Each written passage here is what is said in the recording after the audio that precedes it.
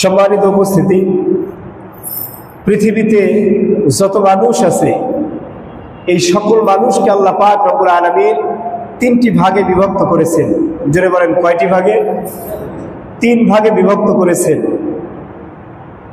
Number এক, আল্লাহ পাক রব্বুল আলামিন তার দাসত্ব, তার গোলামি যে সমস্ত বান্দারা করবে তাদেরকে মুমিন বলে আখ্যায়িত করেছে। আল্লাহ পাক রব্বুল আলামিন মুমিন বলে সারা পৃথিবীর যত মানুষ তাদের মধ্যে এক শ্রেণীকে কবুল করেছেন। আর এই মুমিন ব্যক্তিরাই হলো আল্লাহ পাক রব্বুল আলামিনের খালেস, মুখলেস এবং আল্লাহ পাক রব্বুল আলামিনের জান্নাতের উত্তরাধিকার যারা পাবেন, এই মুমিন ব্যক্তিরা হলো তারা। পৃথিবীতে আরো দুই শ্রেণীর মানুষ আছে।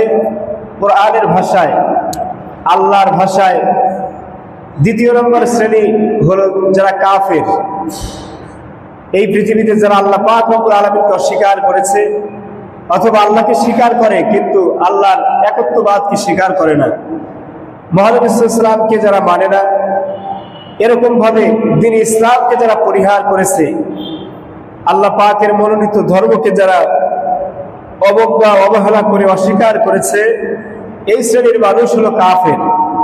আর তিন নম্বরে এই মুমিন আর কাফেরের মধ্যে এক শ্রেণীর মানুষ পাওয়া যায়, যেই মানুষদের নামকরণ করা হয়েছে মুনাফিক, যারা না কাফের না মুমিন, এতদ ভয়ের মাঝখানে থেকে তারা কাফেরদেরকে মনে প্রাণে ভালোবাসে, চায় যে কাফেরদের কুফরি মতবাদ সমাজের মধ্যে প্রতিষ্ঠিত হোক, কিন্তু বেশভূষায় তারা মুসলমানদের সাথে থাকে, মুসলমানদের মতো চলাফেরা করে।